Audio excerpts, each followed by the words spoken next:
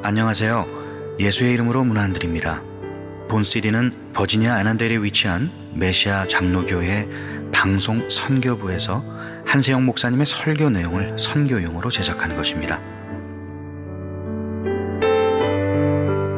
설교를 들으시고 예수 그리스도에 대해 알기를 원하시거나 예수를 믿고 신앙생활 하시기를 원하시는 분은 교회 전화 703-941-4447로 연락해 주시면 성심성의껏 도와드리겠습니다. 할렐루야. 십자가에 달려 죽으신 우리 주님은 사흘 만에 죽음의 권세를 이기시고 오늘 부활하셨습니다. 하버드대 법학 교수였던 사이먼 그린리프라는 사람은 이 세상 어느 곳이든 편견이 없는 법정이라면 그리스도의 부활에 관한 증거가 제시될 때 그것을 절대적인 역사적 사실로 판정할 것이 분명하다라고 했습니다.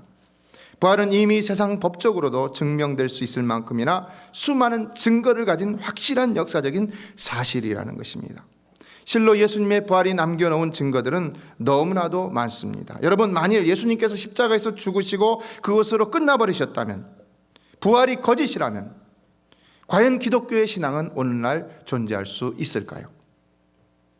성경은 그리스도께서 다시 살아나신 일이 없으면 너희의 믿음도 헛되고 너희가 여전히 죄 가운데 있을 것이요, 만일 그리스도 안에서 우리가 바라는 것이 다만 이 세상의 삶뿐이면 모든 사람 가운데 우리가 더욱 불쌍한 자이리라 라고 말씀했습니다. 부활이 거짓이라면 성경책은 모두 다 불태워 없어져야 할 것입니다. 부활이 거짓이라면 기독교는 이미 2000년 전에 벌써 다 사라지고 말았을 것입니다. 그러나 부활은 진실이기에 신약 성경이 쓰여졌고 거기에 부활과 그 부활을 믿었던 자들에 대해서 증거하고 있다는 사실입니다. 그리고 그러한 부활에 관한 이 성경이 아직도 존속하고 있다는 것입니다. 부활은 진실이기에, 부활은 진실이기에, 부활은 진실이기에 예수님의 제자들과 진실된 크리스천들이 숱한 고난과 박해를 견디며 복음을 위해 목숨을 아끼지 않았습니다. 우리에게 팡세라는 작품으로 잘 알려진 프랑스의 철학자 파스칼은 만일 예수의 제자들이 서로 의논해서 부활을 거짓으로 만들어냈다고 가정해보자. 그렇다면 만약에 그 중에 한 사람이라도 본심으로 돌아갔더라면, 이 말은 양심 선언한다면 이런 의미입니다. 그렇다면 예수님의 부활이라는 것은 전부 붕괴되었을 것이다 라고 말합니다. 그렇죠? 그러나 저들은 순교를 하면서 입증한 제자들의 진실성을 보여주었다. 만약 믿지 않는다면 우리는 벌써 그런 사람과는 말할 필요조차 없다라고 또한 말했습니다. 어떻습니까, 여러분? 어떻게 예수님이 붙잡히실 때에 도망을 쳤던, 분명히 도망을 쳤다고 그랬거든요, 성경은. 그런데 그들이 다시 나타나서 예수님께 생명을 내어놓고 예수의 부활을 증거하다가, 그러다가 그들이 잘 살고 잘 되고 번영하고 그렇게 살았던 것이 아니라 다 그렇게 그것 때문에 죽었어요. 십자가에 못 박혀 죽기도 하고, 창에 찔려 죽기도 하고, 돌에 맞아 죽기도 하고, 어떤 사도는 기름 가마니에다가 끓는 기름 가마니에 빠뜨렸는데 살아나니까는 밤모섬으로 유별했죠, 사도 요한이. 그렇다면 여러분, 어찌하여 이들이 이렇게 험난한 고난의 세월과 종말을 일부러 자초하여서 살았어야만 했다고 생각을 할 수 있겠습니까? 그것은 바로 이들은 부활하신 예수님을 확실히 만났기 때문이라는 사실을 확실하게 느낄 수 있지 않습니까? 마태복음 16장을 보면 막달라 마리아와 야고보의 어머니 마리아와 살로메라는 여자 세 명이 예수님의 시신에 향품을 바르기 위해서 예수님의 시신이 있는 무덤으로 갔다가 무덤 문이 열린 것을 발견합니다. 그런데 보니까 그 무덤을 막았던 돌이 힘이 컸다고 했습니다. 어떻게 된 일일까요? 누군가 힘이 센 장사가 와서는 그 돌을 굴려놓고는 예수님을 훔쳐간 것일까요? 그런데 성경을 다시 보면 이들이 무덤에 들어가서 흰옷을 입은 한 청년을 만났는데 그가 이렇게 말했다고 합니다. 너희가 십자가에 못 박이신 나사렛 예수를 찾는구나. 그가 살아나셨고 여기 계시지 아니하니라. 보라, 그를 두었던 곳이니라. 그가 살아나셨고 여기 계시지 아니하니라. 예수님은 다시 살아나셨다는 것입니다. 그래서 그곳에 계시지 않았다는 것입니다. 그렇다면 도대체 어디로 갔다는 것인가? 어디로 갔다는 것인가? 정말로 예수님은 어디로 갔다는 것인가? 혹 누가 훔쳐갔다는 것인가?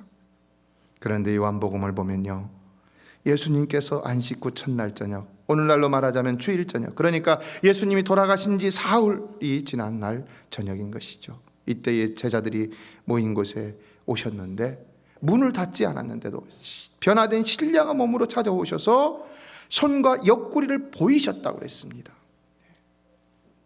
그리고 이때 도마라는 제자가 없었는데, 도마가 왔을 때 다른 제자들이 우리가 주를 보았노라 하니까 믿지 않았다고 했습니다.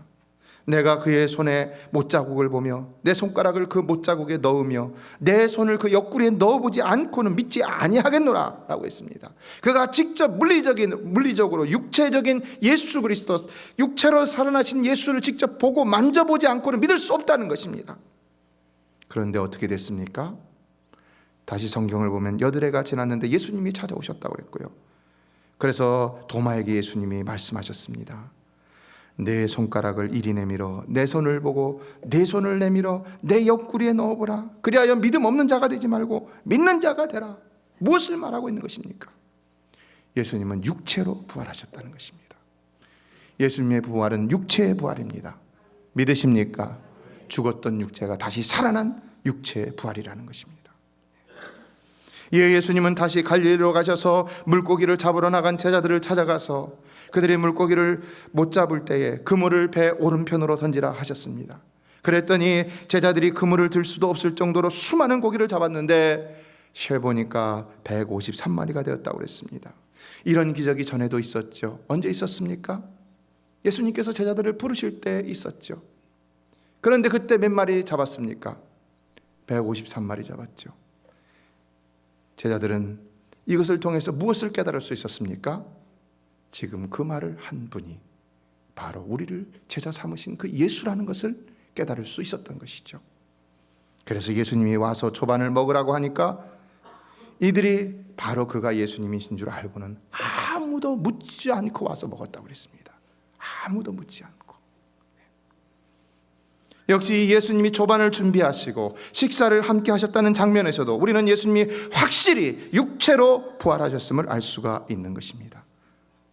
성도 여러분, 우리도 주의 재림의 날에 분명히 영광스러운 몸으로 변화되지만 육체로 부활할 것을 확실히 믿습니다. 우리의 육체가 부활하는 것입니다. 예, 고린도전서 15장 3절로 8절은 내가 받은 것을 먼저 너에게 전하였노니 이는 성경대로 그리스도께서 우리 죄를 위하여 죽으시고 장사 지낸 바 되셨다가 성경대로 사흘 만에 다시 살아나사 게바에게 보이시고 후에 12 제자에게와 그 후에 500여 형제에게 일시에 보이셨나니 그 중에 지금까지 대다수는 살아있고 어떤 사람은 잠들었으며 그 후에 야고보에게 보이셨으며 그 후에 모든 사도에게와 맨 나중에 만삭되지 못하여 난 자와 같은 내게도 보이셨느니라. 사도 바울에게도 보이셨다라고 고백하고 있습니다. 진실로 예수님의 부활은 증거가 너무나도 많은 확실한 역사적인 사실이라는 것입니다. 부활이 진실이기 때문에 오늘 저와 여러분은 이처럼 죄의 굴레에서 자유함을 얻을 수 있었던 것이고 지금도 이 자리에서 구원을 확신하며 그 죽으심과 부활의 감격적인 예배를 드릴 수가 있게 된 것입니다. 여러분이 바보는 아니지 않습니까? 분별력이 그렇게도 없어서 죽었다가 다시 살아났다는 예수를 지금도 이렇게 믿고 있는 것은 아니지 않습니까? 그는 진실로 확실히 살아나셔서 오늘도 우리 가운데 역사하시며 죄로 인해 고통받는 우리를 구원하시고 인생의 여러 가지 문제들 가운데 고통받는 우리를 도우시며 놀라운 영생의 길로 인도하고 계시다는 사실입니다. 그러므로 인생은 진실로 부활하신 예수를 만나야만 하는 것입니다. 만나야만 확실한 소망 가운데, 확실한 행복 가운데, 확실한 보장이 있는 삶을 살 수가 있는 것입니다. 아직도 부활하지 못한 주님을 주님을 만나지 못한 분이 있습니까? 이 메시아께 오늘 이 시간 참석하신 모든 분들은 다 그 주님을 만날 수 있게 되기를 주의 이름으로 축원합니다.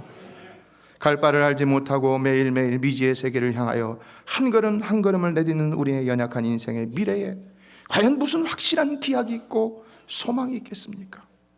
오늘 여러분이 확실한 기술을 투자하고 오늘 여러분이 확실한 자본을 투자한다고 해서 내일 확실한 성과를 얻을 수 있다고 장담할 수 있는 사람이 있습니까? 어떤 사람은 수년 동안 수많은 것을 쏟아놓아서 이룩해 놓은 사업이 하루아침에 그냥 눈앞에서 다 날아가는 아픔을 경험하는 사람도 있고 어떤 사람은 열심히 건강을 위해서 월크아웃을 하고 운동을 하지만 그는 오늘 갑자기 스트로크로 쓰러져서 세상을 떠나는 사람도 있습니다. 세상의 그 어떤 것도, 어떤 우리의 능력도, 어떤 우리의 노력도, 어떤 세상이 줄 수 있는 베네핏도 우리의 미래를 기약하고 우리에게 진정 소망을 줄 수는 없다는 것입니다. 그러나 죽었다가 확실히 다시 살아나셔서 오늘도 우리 가운데 역사하시는 그 부활의 주님은 우리의 확실한 소망이 될 수 있다는 사실입니다. 여러분 믿으십니까? 진정 부활하신 영원한 생명의 주인이신 예수를 만나기만 하면 달라지는 것입니다. 분명히 달라지는 것입니다. 달라지게 될 줄로 믿습니다. 오늘 본문에서 부활의 주님을 만났던 제자들은 세 가지가 회복된 것을 볼 수 있습니다. 첫째, 식었던 믿음이 회복되었습니다. 오늘 이 시간도 부활의 주님을 다시 만남으로 인하여 여러분의 식어져가는 믿음이 회복되어지기를 주의 이름으로 축복합니다. 본문을 보면 예수님의 죽음을 보고 낙담하여 엠마오로 내려가는 두 제자가 나오죠. 아마 이들은 누군지 정확히 알 수 없지만 예수님의 70인의 제자들 가운데 하나로 추측하고 있습니다. 이처럼 예수님을 따르던 이들은 예수님의 죽음의 충격이 너무나도 커갖고는 그렇게 힘을 잃고 있었다는 것입니다. 어떻게 그렇게 귀신도 쫓아내고 못 고치는 병도 막 없이 다 고치시고 죽은 자도 살려내시고 권세 있는 말씀을 하시면서 바리새인들과 서기관들과 맞서서 지혜로운 말씀을 하셨던 그 주님이 그렇게 힘없이 맥없이 붙들려가고 십자가에 매달려 못 박혀 죽으실 수 있겠는가? 예수님은 그들에게 부활의 말씀을 거듭 주셨는데도 그러나 그들은 주님에 대한 모든 믿음을 잃어버리고 낙심한 가운데 고향을 하고 있었습니다. 왜 그랬을까요? 그들의 믿음은 너무나도 현세적인 믿음이었고 현실에만 안주하는 믿음이었기 때문인 것이죠.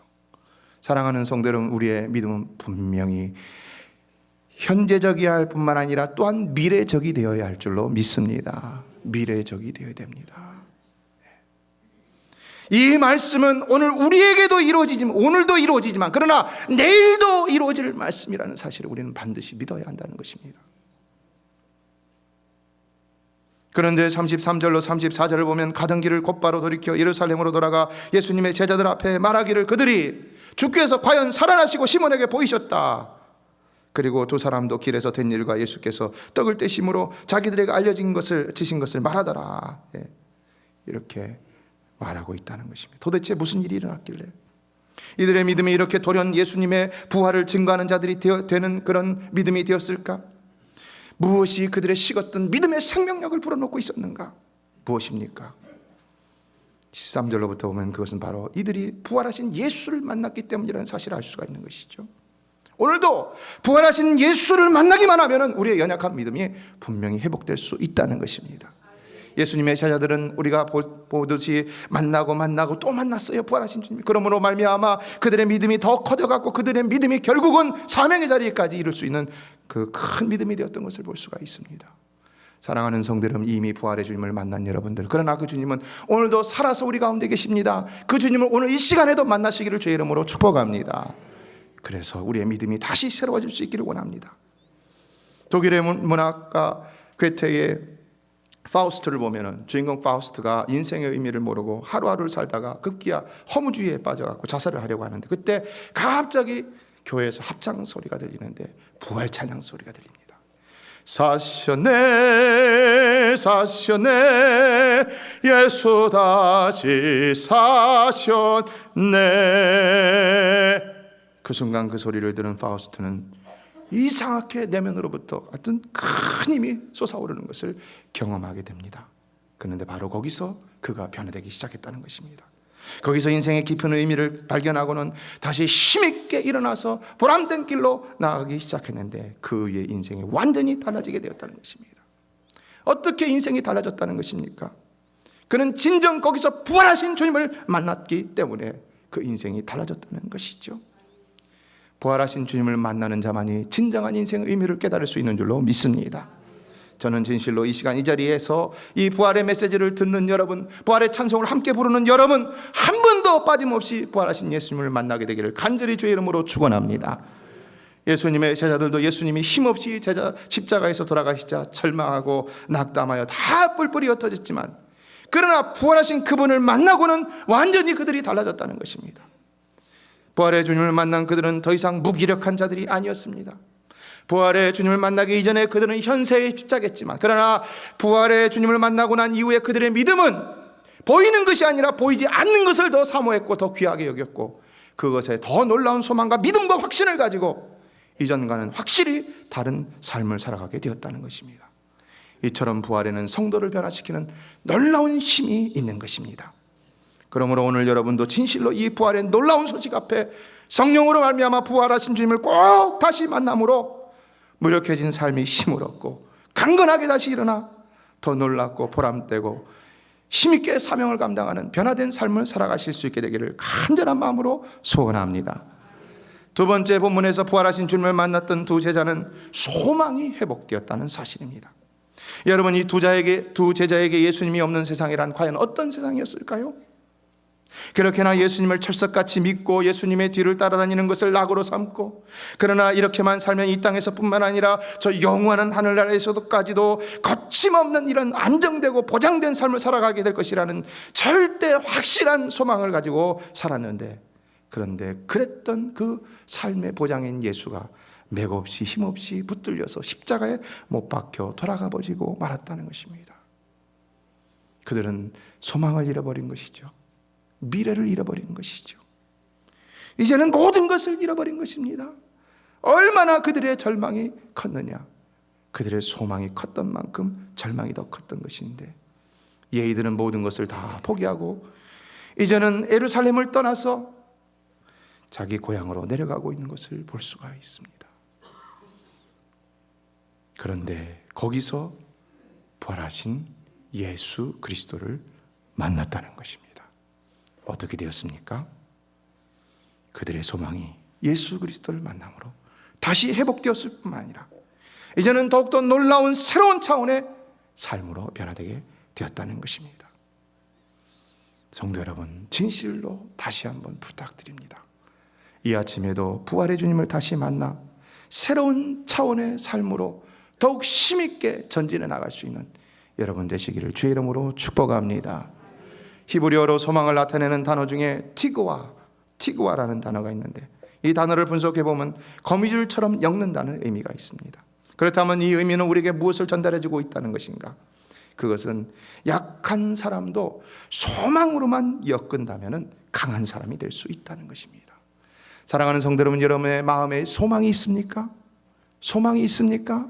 소망이 있으시기를 주의 이름으로 축원합니다. 부활의 소망 되시는 예수 그리스도를 붙드심으로 여러분의 심령의 소망으로 가득 채워져서 정말로 여러분 강한 사람으로 거듭나는 이 부활의 아침이 되시기를 다시 한번 축복합니다. 부활의 소망은 죽음도 두려워하지 않는 강한 자로 만드는 역사가 있습니다. 죽음도 두려워하지 않는 강한 성도, 죽음도 두려워하지 않는 강한 삶, 부활의 소망이 있는 자의 삶은 그 어느 누구의 삶보다도 강할 수밖에 없는 것입니다. 그렇다면 여러분은 지금 그 부활의 소망으로 인하여 얼마나 강한 삶을 살고 있다고 생각하십니까? 오랜 불경기로 인하여, 아니면 오랜 실패로 인하여, 아니면 뜻하지 않은 어려움으로 인해서 무기력해진 삶 가운데 삶의 의지와 소망을 내려놓고 힘없이 살아가고 있지는 않습니까? 그러나 부활의 이 아침 다시금 부활하신 주님을 만남으로 그 삶의 의지와 소망을 되찾고 힘있게 일어날 수 있어야 한다는 것입니다. 성도 여러분, 죽기를 다하면 못할 것이 없는 줄로 믿습니다. 여러분, 가장 무서운 사람이 뭔지 아세요? 일부 예배 때 말씀드렸는데요, 가장 무서운 사람은요, 배째라 하는 사람이에요. 배째. 여러분요, 그런 사람보다 무서운 사람 없어요. 그렇죠? 죽기를 각오하고 달려드는 사람한테는요, 이길 수가 없습니다. 이길 수가 없어요. 부활의 신앙은 바로 그것인 것입니다. 죽기를 각오하고 열심히 있게 살아가는 삶입니다. 왜요? 죽음이 두렵지 않기 때문에, 죽어도 다시 산다는 믿음이 있기 때문에, 소망이 있기 때문에 그렇다는 것입니다. 이에 오늘도 부활의 주님은 우리 곁에서 우리에게 이러한 부활의 소망을 다시 불어넣어주고 계신다는 사실을 우리는 기억하고, 그 부활의 주님을 다시 새롭게 만남으로 인해서 놀라운 소망 가운데 정말로 이 부활의 신앙으로 다시 거듭나는 이 아침 될 수 있게 되기를 주의 이름으로 축복합니다. 마지막으로 부활의 주님을 만난 두 제자는 잊어버린 사명을 되찾았습니다. 여러분, 이 아침 우리도 부활의 주님을 만남으로 정말로 사명이 회복되어야 할 줄로 믿습니다. 사명이 회복되어야 할 줄로 믿습니다. 사명이 회복되어야 할 줄로 믿습니다. 그리스도의 제자로서 사명의 삶을 살지 않는다면 과연 그가 가치 있는 삶을 산다고 말할 수 있을까요? 그러나 우리가 기억해야 할 것은 모든 그리스도인들은 모두가 다 그리스도의 제자라는 사실입니다. 제자는 무엇입니까? 제자라는 것은 믿고 따르며 배우고 닮아가 그 일을 계승하는 자라는 것이죠.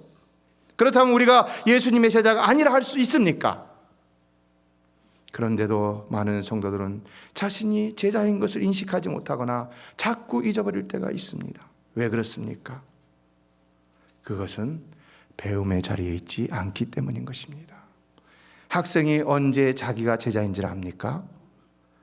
학교에 가서 배울 때 비로소 내가 선생님의 가르치는 사람의 제자라는 것을 깨닫습니다. 우리가 배움의 자리에 있지 않으니까 제자인 걸 모르는 거예요. 교회에서 여러 가지로 가르치고 있는데 그 자리에 있지 않으니까 제자라는 것을 인식하지 못하는 거예요. 예배를 통하여 여러 가지 가르침을 하는데 그 가르침을 가르침으로 받지 않으니까 제자라고 인식하지 못하는 거예요. 그러나 이것은 매우 중요한 문제라는 것입니다.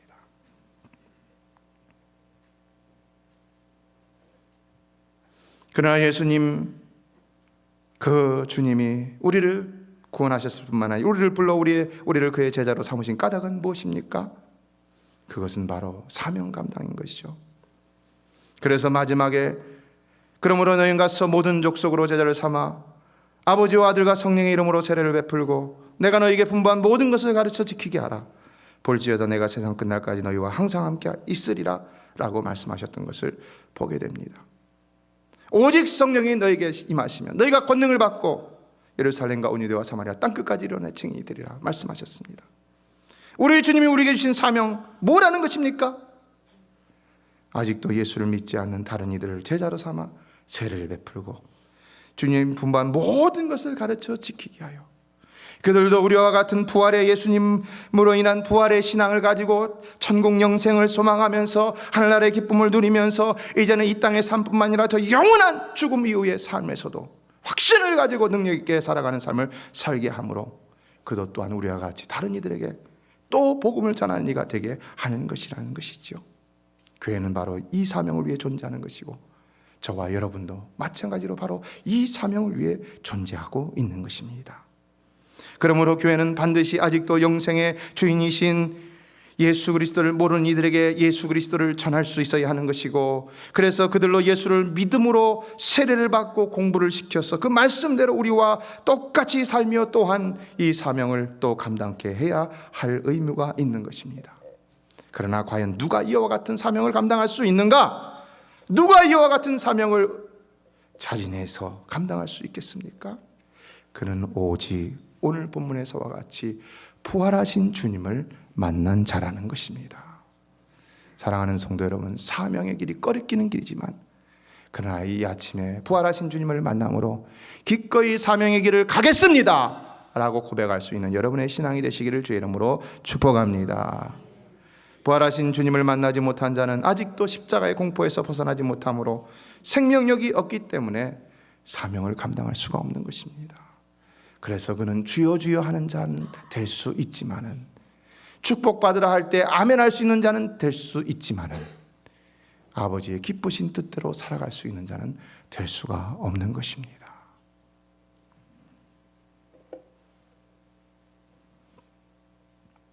성도 여러분, 오늘 우리가 우리의 자녀들에게 우리 믿음의 후대에 위대한 믿음의 유산을 남겨줄 수 있는 방법은 무엇이라고 생각합니까? 무엇이라고 생각합니까? 우리가 이 세상을 떠날 때 우리 후손들에게 남겨줄 수 있는 우리 신앙의 흔적은 과연 무엇이라고 생각합니까? 그것은 오직 사명 감당에 있다는 것입니다. 사명 감당. 사명 감당하지 못하고 세상을 떠나는 사람은 먹다 죽다 밖에 되지 않는 것입니다.